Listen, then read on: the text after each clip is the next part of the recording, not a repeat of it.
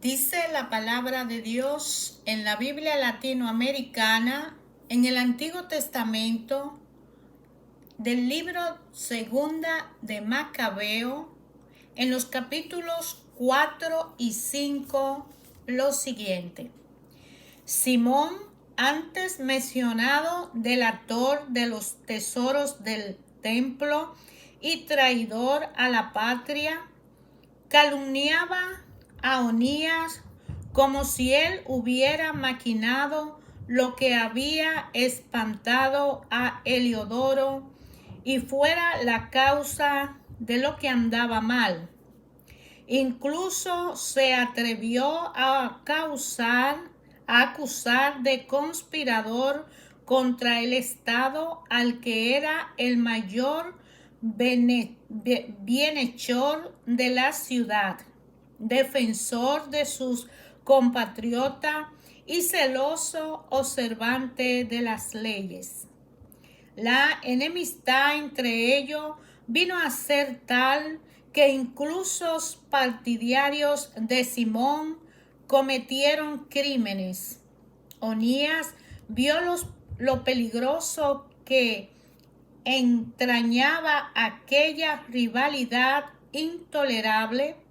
Incluso Apolonio, hijo de Menesteo, gobernador de Celesyria y Fenicia, instigaba a Simón al mal. Por eso fue donde el rey, no para acusar a sus conciudadanos, sino por el bien de toda la nación, pues veía que era imposible pacificar la situación y detener la locura de Simón sin la intervención del rey. Cuando el rey Seleuco dejó la presente vida, su hijo Antíoco, por sobrenombre Epifanes, le sucedió en el trono. Entonces Jasón, hermano del sumo sacerdote Onías, usurpó su puesto.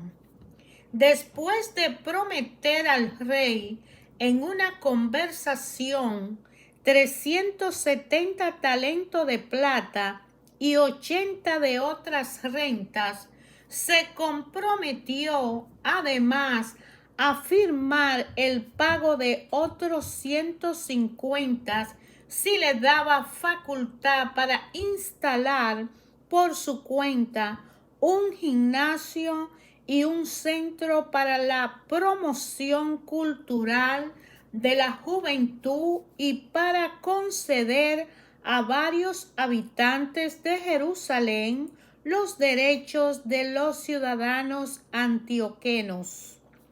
Con el consentimiento del rey y con el poder en sus manos, pronto fue arrastrando a su compatriota a las costumbres de los griegos.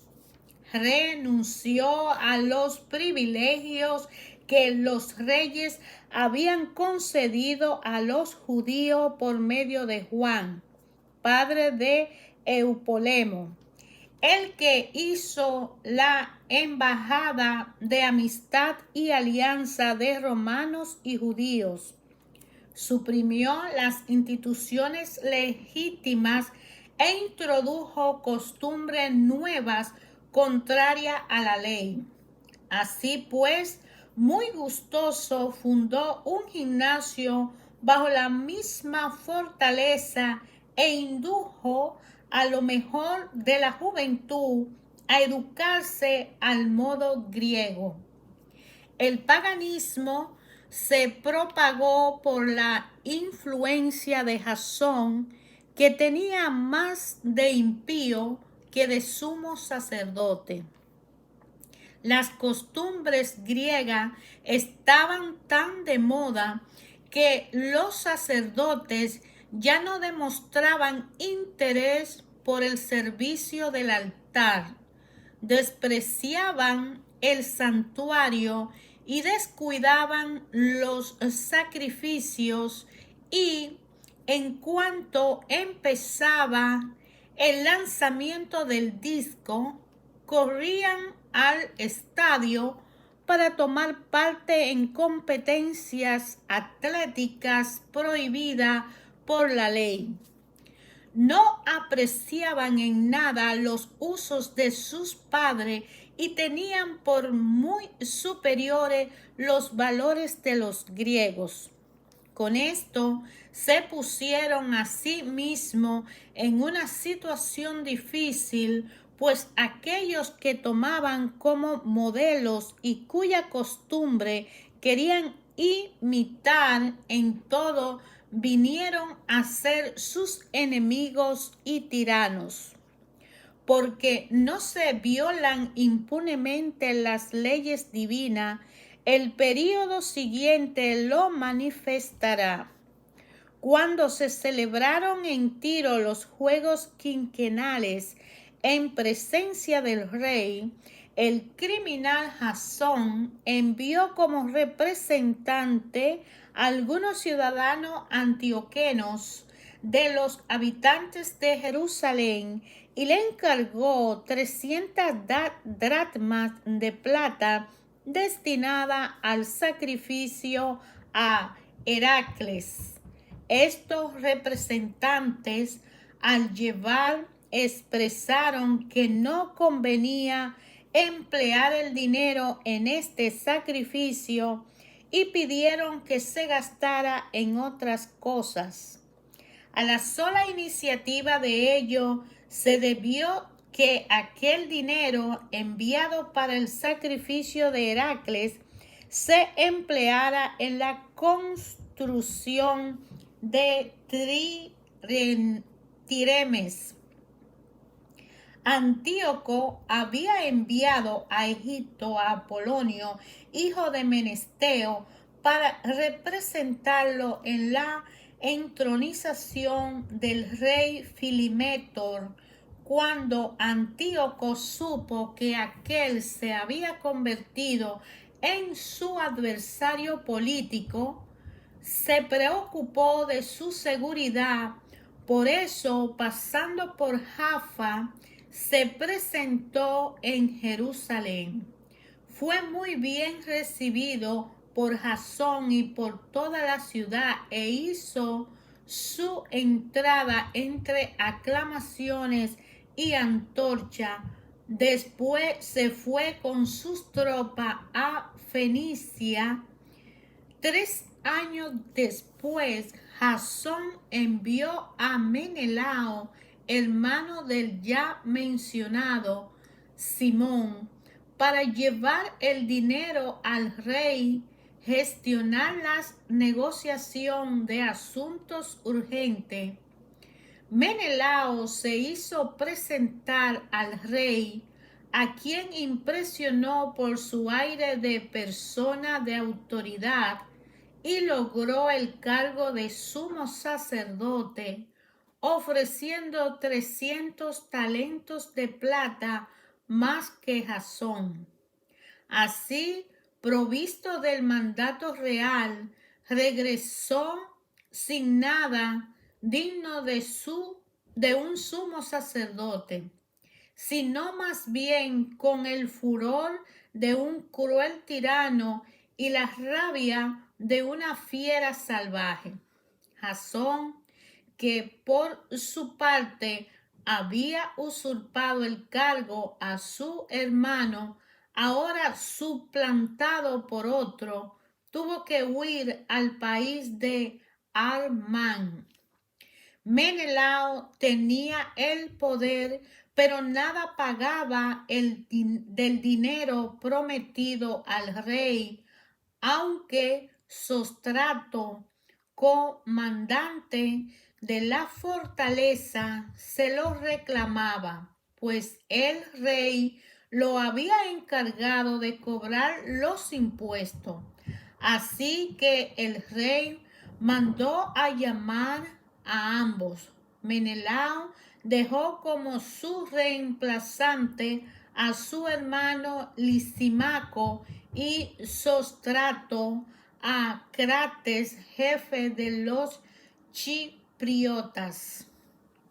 Mientras tanto, sucedió que los habitantes de Tarso y de Malos se sublevaron porque sus ciudades fueron cedidas como regalo a Antioquía, concubina del rey.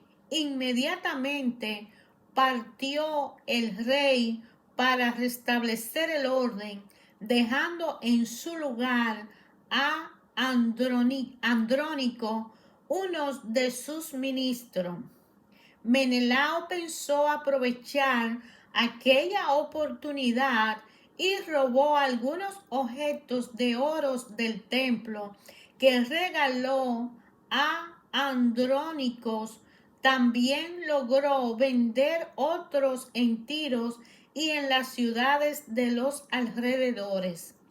Cuando Onías ya no pudo dudar de lo que había hecho Menelao, se refugió en Datnet, cerca de Antioquía, lugar de asilo, y desde allí lo denunció. Por esto, Menelao, a solas con Andrónicos, lo incitaba a que acabara con Onías.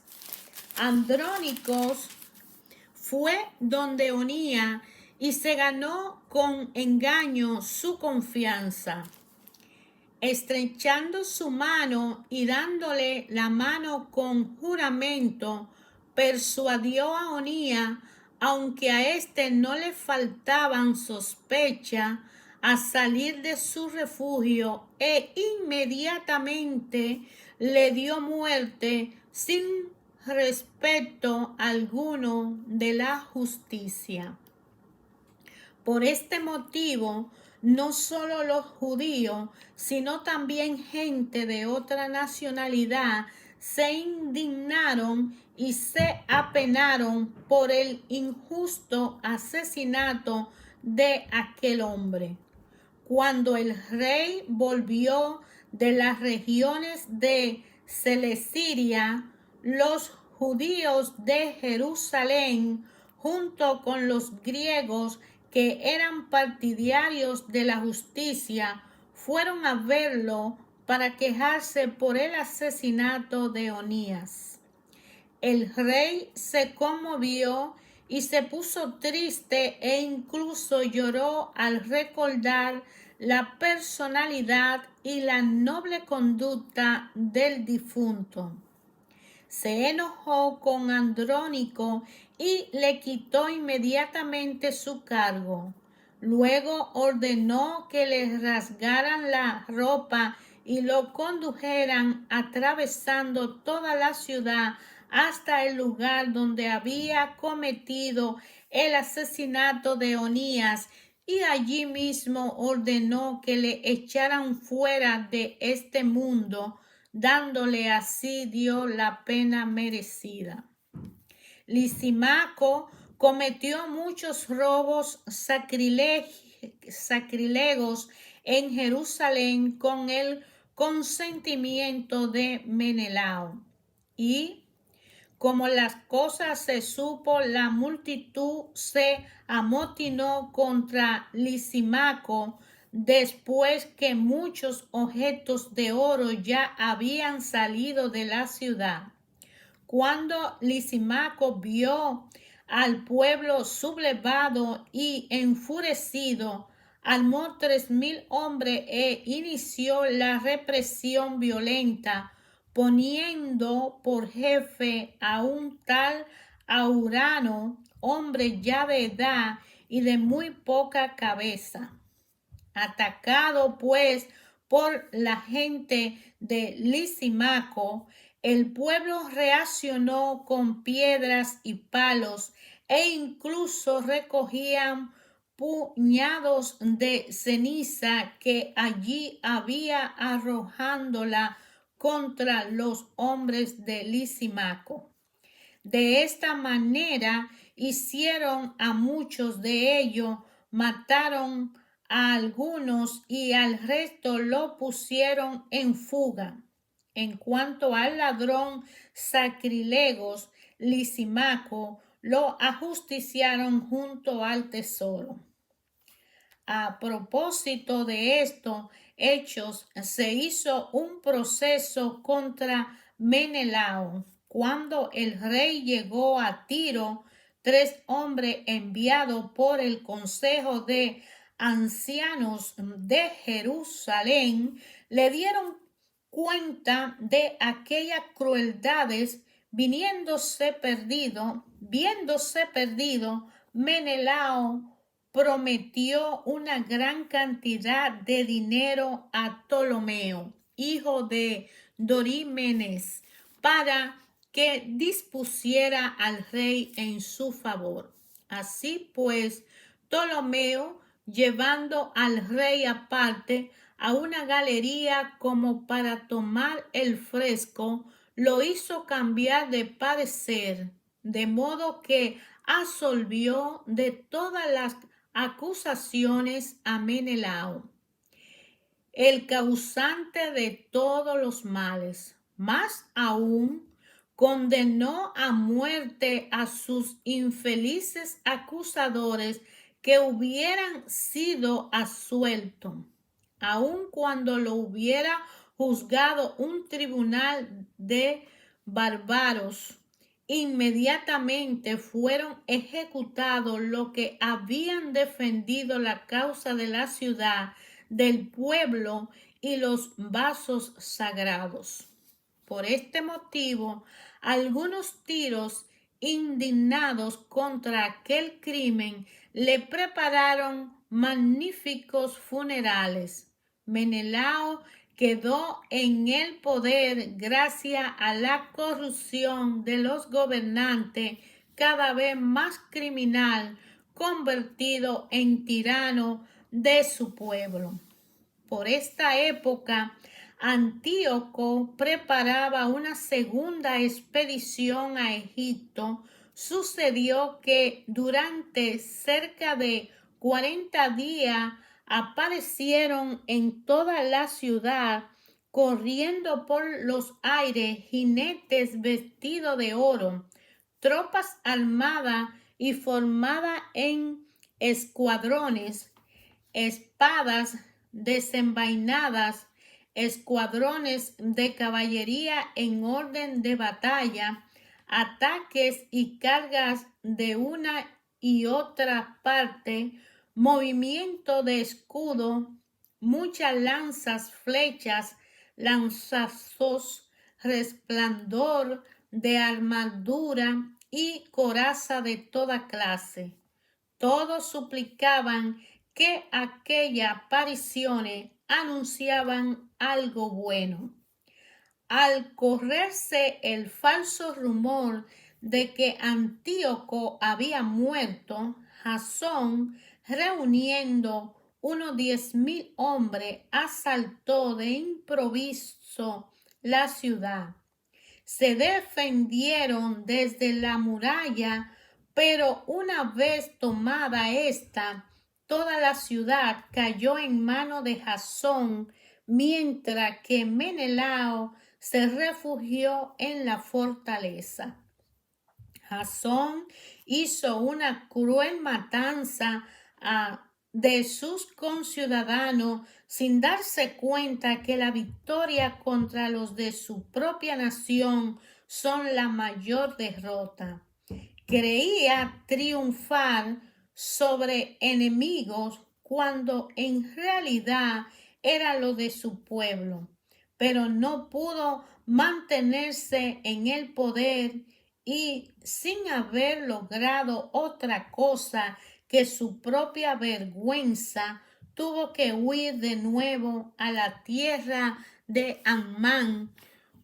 Por último, tuvo un final desastroso, acusado ante Aretas, rey de los árabes, huyendo de ciudad en ciudad, perseguido por todo, despreciado como renegado de las leyes y odiado como verdugo de la patria y de su conciudadano, fue desterrado a Egipto. Y el que había desterrado de la patria a muchos murió en el destierro, pues fue hasta Lacedemonia buscando allí protección por razón del parentesco que esa gente tenían con nuestro pueblo. El que había privado de sepultura a tantos murió sin que nadie llorase por él, no recibió honras funerales, ni tuvo un lugar en el sepulcro de sus padres. Cuando esos sucesos llegaron a noticias del rey, pensó que toda Judea se había sublevado. Se puso furioso y saliendo de Egipto vino a tomar Jerusalén por las armas. Mandó a sus soldados que matasen sin compasión a cuanto encontraran y degollaran también a todos los que se refugiaran en sus casas. Perecieron jóvenes y viejos, fueron asesinados hombres, mujeres y niños, y pasaron por las espadas tanto a niños de pechos como a muchachos. En solo 3 días hubo 80,000 víctimas, 40,000 perecieron en la matanza y otro tanto fueron vendidos como esclavos. No contento con esto, Antíoco se atrevió a entrar en el templo más santo de toda la tierra, guiado por Menelao, el traidor a las leyes y a la patria. Con sus manos manchadas tomó los vasos sagrados y arrebató con sus manos profanas los objetos que otros reyes habían regalado para gloria y honor del templo. Pero al actuar Antíoco en forma tan insolente, no sabía que el Señor lo dejaba profanar su templo para castigar a los habitantes de la ciudad porque sus pecados lo habían hecho enojarse. Pues así la ciudad no hubiera sido tan pecadora, Antíoco habría sido flagelado apenas entró, como lo fue Heliodoro, enviado por Seleuco para robar el tesoro. También él se habría arrepentido de su osadía. Pero no había escogido Dios al pueblo para el templo, sino el templo para la nación. Por esto también el templo ha participado de la desgracia de la nación, así como después participó de su restauración y tras haber sido abandonado en el tiempo de la ira de Dios, de nuevo fue restablecido en su gloria cuando se apaciguó el Señor Altísimo. Antíoco, llevando consigo 1,800 talentos que había robado del templo, partió rápidamente para Antioquía, tan orgulloso que se hubiera creído capaz de navegar por tierra y andar a pie por el mar. Al marchar dejó ministro, supo para reprimir a nuestra raza. En Jerusalén a Filipo, de origen frigio y de modales más bárbaros que el que lo había puesto. En Garicín a Andrónico, Y a esto hay que añadir a Menelao, que lo ganaba por su odio a sus conciudadanos. Si este hombre tenía odio enorme a sus hermanos judíos. Además, Antíoco envió a Apolonio con un ejército de 22,000 soldados con orden de degollar a todos los hombres de edad adulta y de vender a las mujeres y a los niños. Llegando a Jerusalén, simulando paz, esperó hasta el día sagrado del sábado. Entonces sorprendió a los judíos en su descanso. Ordenó a su ayudante que hicieran un desfile militar y mandó a todos los que habían ido a ver el espectáculo. Recorriendo las calles, los soldados mataron una gran muchedumbre. Judá Macabeo, sin embargo, y con él otros 10 se habían retirado al desierto, aceptando compartir la vida de los animales salvajes. Allí se alimentaban con pura legumbre, pues no querían comer carnes impuras. Hermanos, ayer, hoy, siempre, Dios habla a través de su palabra. Dios habla hoy y siempre.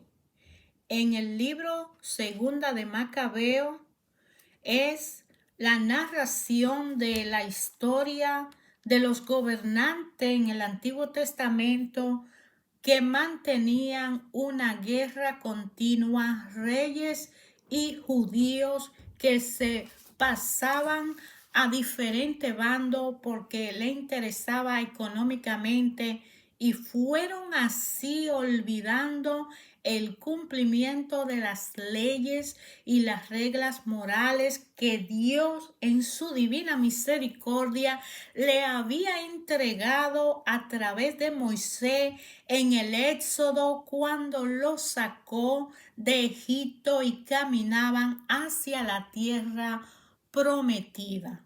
Aún en la tierra prometida, cuando Dios le pidió que mantuvieran las leyes, las reglas y las normas cumpliéndolas, ellos por vanidades y confianza y por irrespeto violaron las reglas y se asociaron a otros, y las consecuencias han sido hasta hoy las peores.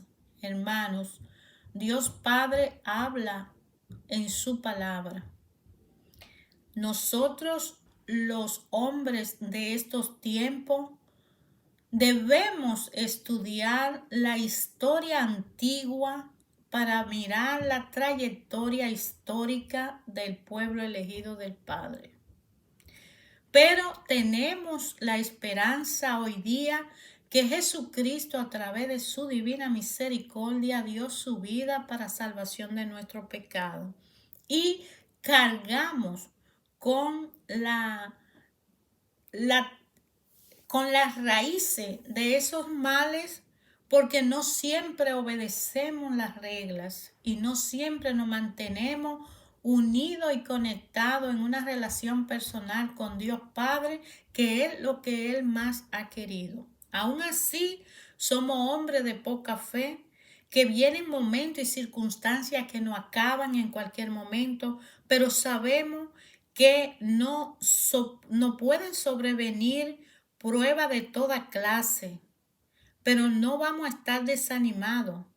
Estaremos entre problemas y problemas, pero no nos desesperaremos porque tenemos la confianza en Jesucristo. Podríamos ser perseguidos y somos perseguidos, pero no estamos eliminados. Aún tenemos vida y tenemos la fe de continuar. Podríamos estar derribados a causa de situaciones y tormentos desesperantes que lleguen a nuestra vida, a nuestra ciudad, a nuestro país, al mundo, pero jamás nos podemos poner fuera del combate. Somos valientes guerreros de Jesucristo, persiguiendo esa fe y esa salvación que Él nos prometió. Él prometió que nos salvaría a cada uno de nosotros si nos arrepentimos de nuestros males y nos convertimos de corazón a Él y humildemente nos postramos y le rogamos de rodillas y le clamamos al Padre, podremos obtener una salvación y ser un hombre nuevo. No importa el tiempo que haya transcurrido. Si antiguamente lo hubieran hecho y si hoy presente se hiciera, Dios escucha a ese pueblo que se hinca y clama a Él. Abba, Padre. A través de su Hijo Jesús nos dio la esperanza de la salvación. Solo necesitamos ir a Él. Solo necesitamos abrirnos a Él. Solo necesitamos respetar las reglas de Dios, las leyes de Dios. Amarás a Dios sobre toda la cosa y a tu prójimo como a ti mismo. De manera que hay muchas normas, hay muchas reglas, hay ordenanza, hay leyes que hay que cumplir. El pueblo de Dios se llama pueblo porque tiene una ley.